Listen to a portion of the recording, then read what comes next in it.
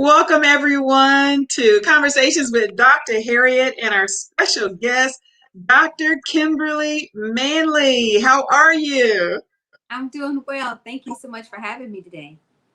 Oh, I'm so excited that you are here. We have a lot of good stuff to talk about.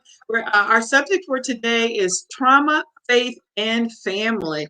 And so, before we get started, will you tell everybody a little bit about yourself? Absolutely. Again, I'm Dr. Kim Manley, and I am a licensed psychotherapist. And I'm also co-pastor with my husband here in Reidsville, North Carolina, Faith Christian Center. I'm the author of the book, Delilah's Bed, Six Secrets to a Man's Heart. And I'm also an elite wife coach and optimum life strategist. So I'm excited to be with you today.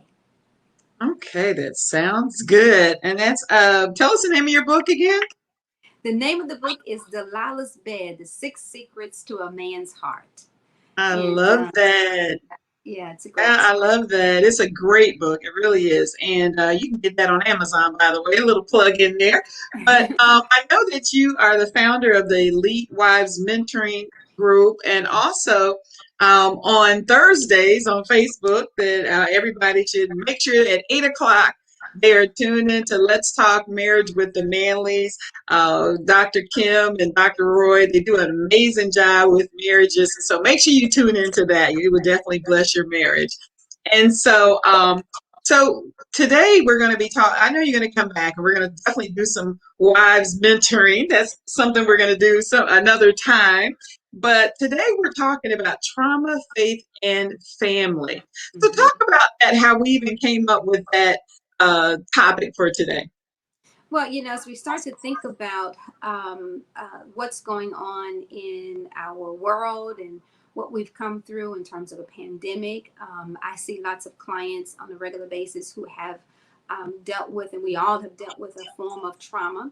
And so when you look at what we've come through and where we're moving to, there's some things that just need to be outlined of how to handle what we're going to be experiencing, what we've already experienced as it relates to trauma. And trauma is just not necessarily that somebody's house has been on fire, or they were in a car accident, or they served in the war.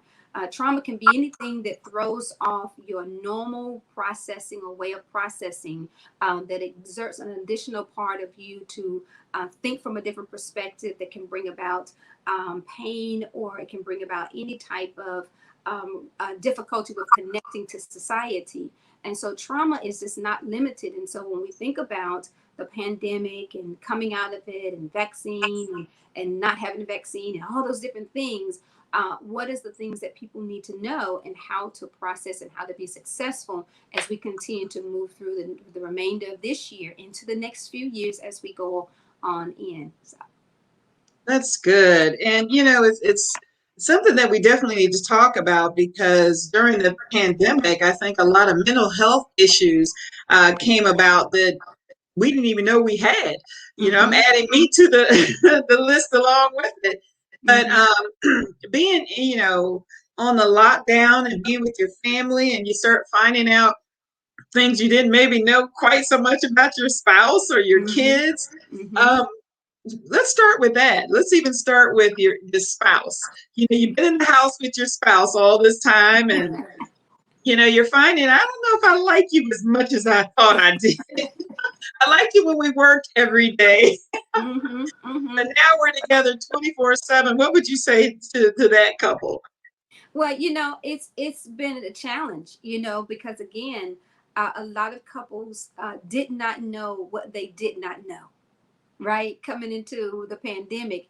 And so a lot of times we function, but and had a normalcy of, I see you when I get home from work. We had short time together. We managed that. But having to be in the home every day, all day long, 24/7 with this spouse that you didn't know that you knew, or did not know how much you didn't know about them. And so learning them, and it's been a challenge for a lot of people. We've seen people that are in the divorce court now. We've seen people that have domestic violence was really high during the lockdown period. And so learning your spouse, relearning, and adjusting. I think for us, the main thing we've probably tried to express to couples, that the pandemic brought about adjustments. And when you go to a chiropractor, what do? They adjust you. They do a bone adjustment to make sure that your bone structure is aligned properly so that your organs can function right. And so in a marriage, especially during this pandemic, a lot of couples went through adjustments where they had to go through an adjustment period so that the marriage could function the way it was supposed to function, of which we thought we were, but realizing now the pandemic, we didn't have what we thought we had. We've had to rekindle some things, or reassess some things, or rework through some things that we weren't sure, that we had not really dealt with. Communication, being able to be in the same space, and for us as women, not being bothered that you in my kitchen and my kitchen is not clean.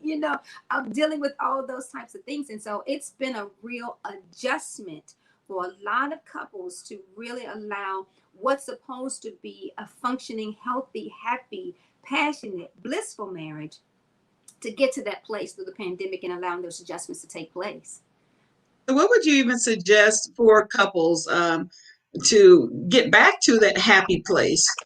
Do they need to maybe possibly do counseling, or what Mhm. is something that they may need to do? Well, when I say, when I think of counseling, and I'm a counselor, counseling is for those people who want to make sure that their marriage is continuing in the healthy process. Counseling should not be for those who are in a bad place. And if I don't get fixed by you, then we're going to break up, because the counselor can't fix it. It has to be worked out by you.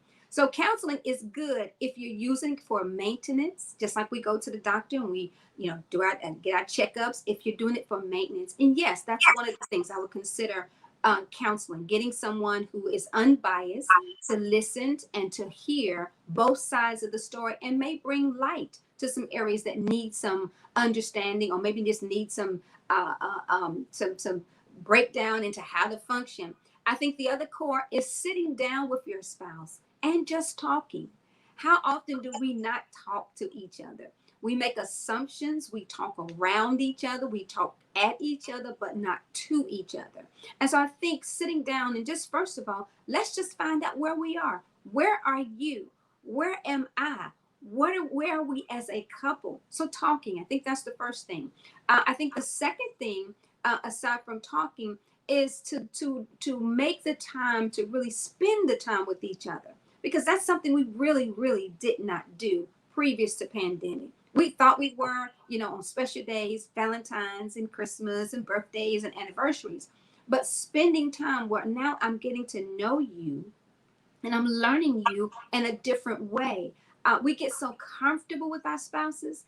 We get so comfortable that this is how we've always done it. When things change, it requires reassessing what we have and spending time. That now I'm getting a chance to see you from a different perspective and learn some new things about you that maybe I'm overlooked. Maybe I just didn't pay attention to because I've done this for so long. And so now I'm getting a chance to kind of get to know you differently.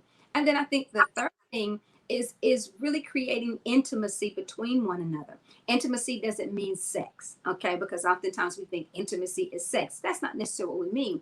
Intimacy just means creating those opportunities where, even if we're in the house, I mean, we did this a couple of times. We were in the house, but we created a movie night. There was just the two of us, turned the lights down, popcorn and some juice or some drinks, and just sat there and enjoyed a movie night. Intimacy, creating that connection again, because we get disconnected in all the things that we get involved with, work, jobs, all those things. And when those things were cut off, where is the intimacy, right? And so now rekindling the intimacy in the relationship. I think those are the three core things that I would say to start with. Counseling is one, but using what you already know as mechanisms in your own marriage to start the process before you go to a counselor.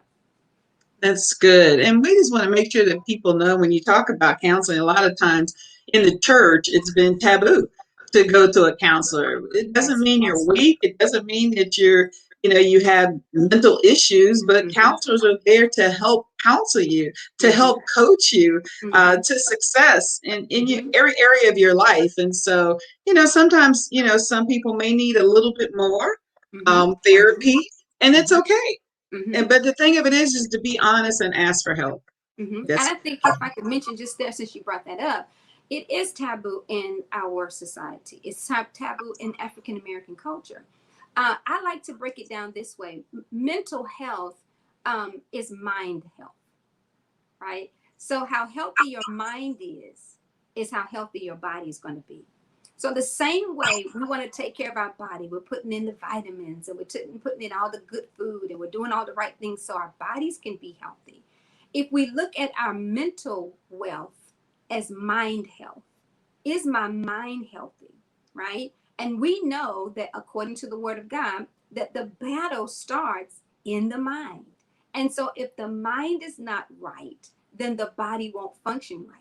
You know that to be true. If you think about it, if your mind is, if you're thinking that something that you're getting ready to come upon is going to be harmful for you, what's going to happen? Your heart starts beating fast. So, how your mind thinks absolutely attacks or draws a response from your physical body. If you feel like this is going to be a sad occasion, because somebody that you love has gone on, passed on, the automatic response of your body is tears, right? So everything that our mind thinks has almost an automatic response in our physical bodies. And medical doctors will tell you that. Often there's a lot of sicknesses and diseases, things that are activated in our bodies that are really triggered by our thinking and our thought process. So I think if people, especially in the church, if we stop thinking of this is a mental illness, because there's everything is not a mental illness. There's some things that's just mental distress. I'm in a distressful space where what I'm experiencing is different from what I've ever seen before. And so I feel distress. I feel some stress, some pressure. And so, what does that look like? That's different from just a mental illness. Mental illness is where you've gone and we've diagnosed you with a consistently reoccurring issue where you cannot get help or assistance outside of a professional. But there are so many different other areas. You've got mental distress, you've got mental pressures. There are things that just come that we're not used to, that we don't know how to respond to. And while the situation may be an abnormality for us, there are normal ways to respond to them. And if we understand that as a body, as a believers, as church, that it's not that I need to be going to the hospital, but it's that I'm having a distressful moment of time, that these are some ways that I can figure out how to work through these things. And so mind health is very, very important in the body of Christ. that is so good. So let's talk about, we talked about married folks. Let's talk about the singles, which they always tell us that you forget about us. But the singles, I mean, they've been cooped up in the house. They haven't been able to go out and meet new people and to date or, whatever. So what would we even say to those singles who are having issues with isolation? Yeah, yeah. I think that for our singles, that has been probably for some of them a real challenge to be with themselves, right? We are, especially our singles and our millennials, they're always on the go. They're not the kind that like to sit at home, homebodies like our generation was about to tell on myself. But the singles, I think for singles, learning how to adjust as well and readjust to a normalcy of loving me and loving being with me and enjoying that quietness with yourself, because I think sometimes we lose ourselves, and as singles lose themselves in trying to become something for other people, to get an acceptance and not being comfortable with who they are and being okay with the skin that they're in. And especially women, because we want to be accepted, we want to be valued, we want to be in relationships. But I think when you take this time and have taken this time through the pandemic to reassess, what do I really want? And who am I? And who do I present? What am I presenting when I present myself? And what do people take from me when they see me are some very important core things that singles specifically, and assessing, what do I want out of a relationship when I do get in it? Now that I've had a chance to reassess who I am and really look at who is this person whose face is glaring back in the glass, and who is this person that what do I really want in my core? And so I think for singles, it's really being okay to be with themselves. I've got so many clients that I've had in the past that not been comfortable with being in the house with nothing on, no TV, just quiet. Because I've asked some singles, just sit with yourself for a little while in complete silence and see what you hear. Take the moment to see what comes alive for you. Ideas and creativeness that God wants to bring through you, but He has difficulty when there's so much noise that's crowding out you. And that kind of goes for everybody, really. Not just as singles, that can go for married couples, all of us, just taking the time to be still long enough and allow the creativeness of God to come alive in us, that we can begin to see who He sees and see us the way He sees us. That's good. And I think even for the singles, just, use this time that, and like you said, to find out who you are and what you like. So many Mhm. times they're worried about what somebody else likes. No, Yeah. up your value. That's what I'm always telling the singles, up your value. Mm-hmm. Maybe time to change careers, or maybe a time that you just want to, when the pandemic is over, to travel, research where you like to go, and and do some of the things that all of us married folks wish we had done when we were single. And so Absolutely. yeah, just up your value. Learn how to cook, you know, Hmm. learn how to Definitely keep your that house part. clean. Yeah, Yeah, keep your that house part. clean, keep your car clean, you know? And so when your spouse comes along, they're just adding to you Hmm. and not being there, being everything Hmm. for you. So that's Hmm. good. Now what Hmm. about and our let's talk about our kids, because Oh our yeah. kids have been cooped up. Hmm. They haven't been around their friends. They a lot of them lost out on this year. I think they kind of ushered in a little bit of kids being able to go to prom and graduation. So Hmm. it was more social distancing, but they were able to do it this year. Last year, that group missed out on a whole lot. But there are kids who have not been to school at all in almost a year. Hmm. So talk about that, the trauma that the kids are facing. Absolutely. I think that it's important that we as parents allow our children to talk and have those conversations with them about their feelings about having been out of school for a whole year, right? How they felt about having to do school from home, and it being the abnormal. The computer that I play on, it's got to be the computer that I got to do schoolwork on. Those two things just don't make sense, right? Being Having to wear a mask and what it means to wear the mask and how it feels to feel isolated. I think that as parents, we have to talk to our children. We have to be compassionate with our children, and we have to help them to understand the shifts that we're experiencing, while they're so not fair for our children. Because when you look at it, you say, God, this is not fair that my baby can't go to school like they used to and be with their friends. They're having to do something different. But yet, knowing that we have to help them understand what's happening and help them to see the good side of it, right? I've taught my youngest son, who is did most of all of his school year at home. My senior, who just graduated, thank you Jesus, Congratulations. thank you, he was able to go to in school much of the year, all of the year actually. He was quarantined for about 28 days out of the whole entire year, but he was able to go to in school, and he had in person graduation. But for my youngest, it was depressing. It was hard to not be able to go to school. It was difficult for him to wake up at certain times and get online and get dressed because it was home. And so, really having that, being creative with ways to get him engaged and keep them engaged. One of the things that we did is we would get in the car and all of us would just go for a ride and get out of the environment that we've been in all week with the same learning.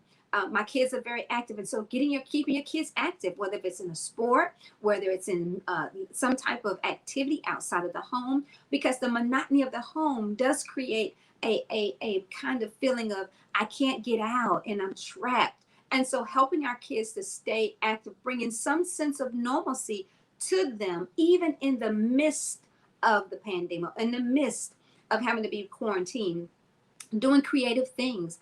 Again, creating movie nights, even if it's in your backyard, and putting a screen up and doing those fun things, doing whatever you can do creatively from a parental standpoint of helping your child to still make the adjustments while keeping the quarantines and all the things that have to be in place.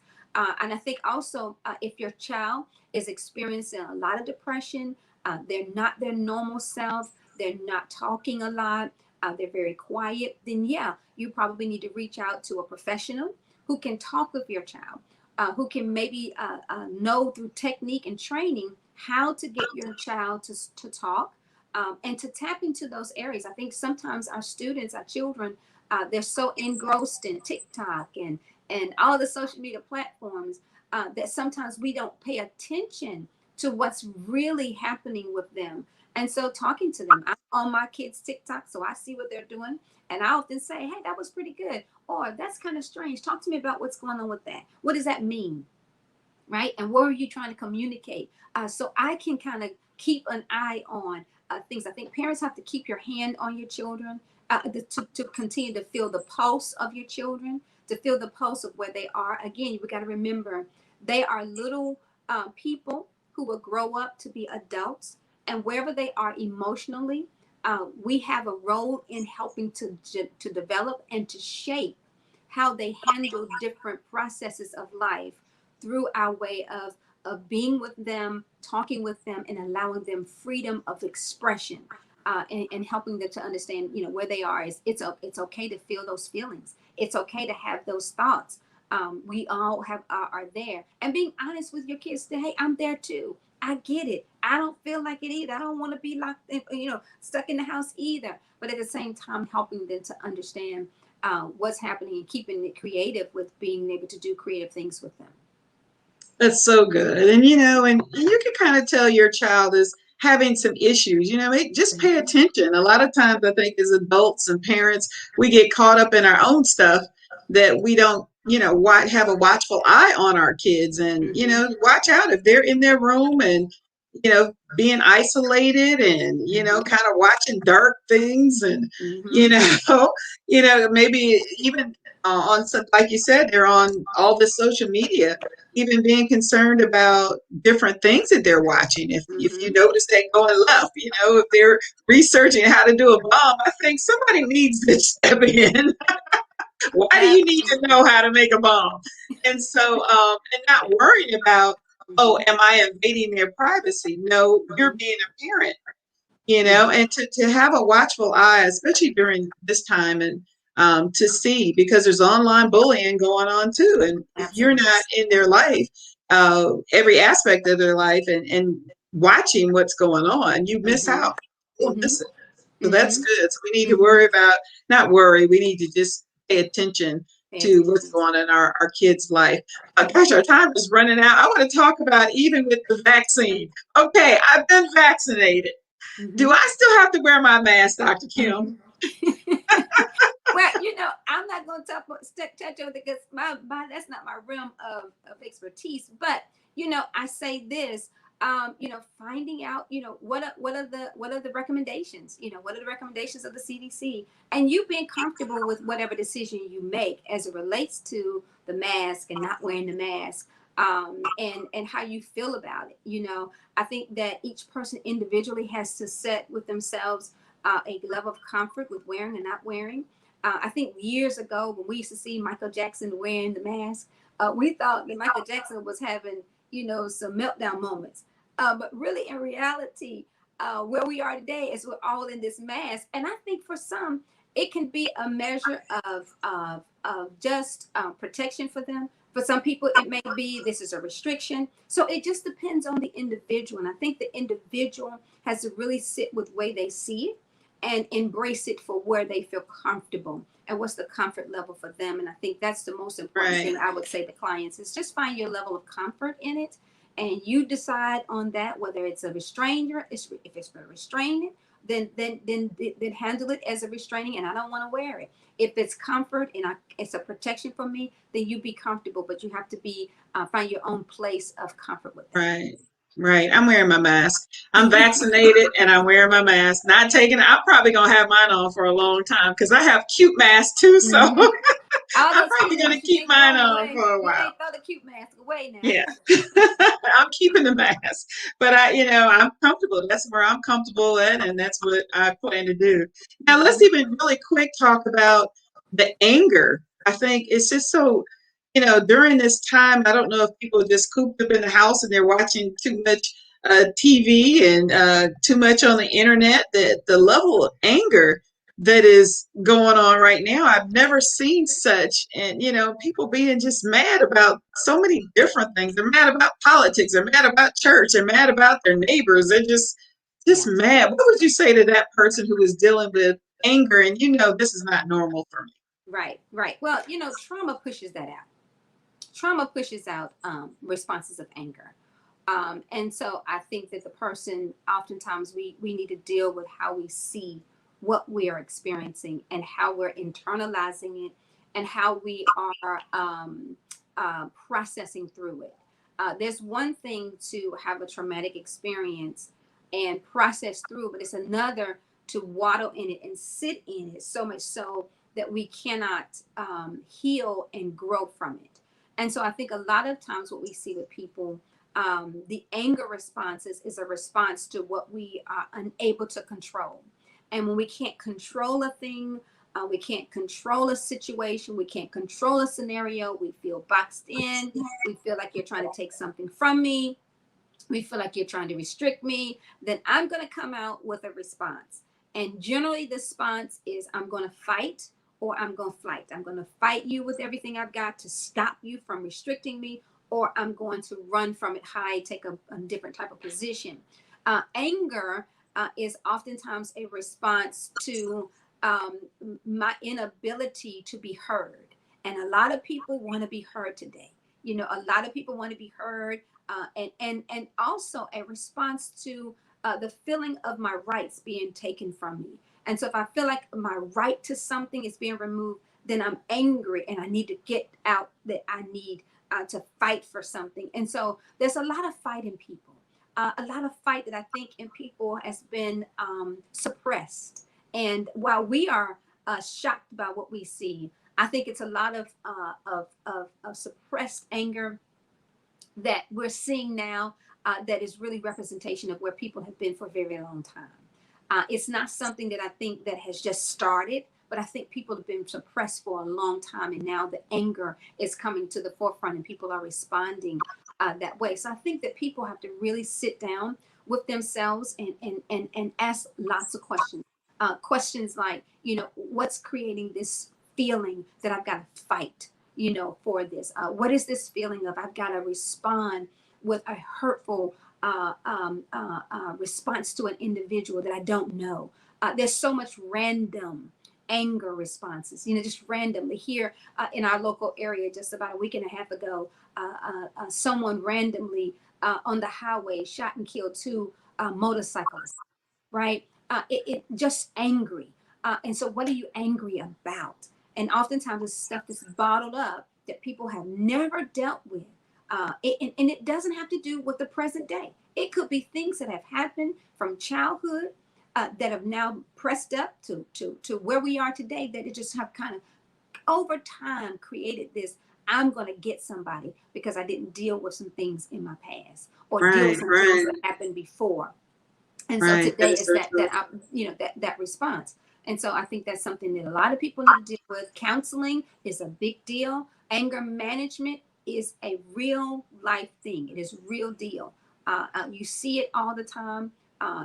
Road rage is a part of that anger that's been suppressed. Now it's coming out in behaviors, and I think a lot of times people don't pay Right. attention to it being behaviors that have stemmed So from get some something. help. Right. So gosh, our time is running out, but get some help. Be honest with yourself and get some help. Mm-hmm. In every area of your life. Wow, this has been so good, Dr. Kim, Dr. Kim C. Manley. Will you come back again? We'd love to have you I sure again. will. And thank you so much for your expertise. I know it helped somebody today. So thank you all for tuning in to Conversations with Dr. Harriet and our special guest, Dr. Kim C. Manley, right here on the Power Network. All right, have a wonderful day, everyone. We'll see you next time.